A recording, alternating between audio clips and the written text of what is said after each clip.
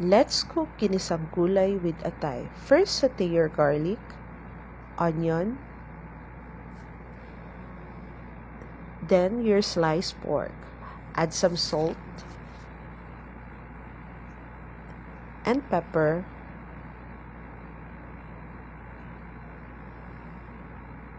Then add your atay. Cook it well.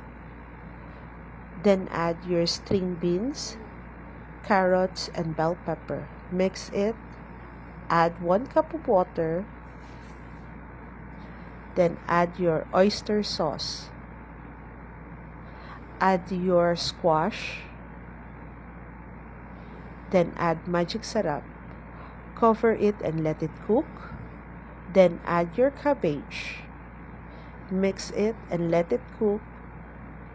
Then add sesame oil. And you're done. Enjoy!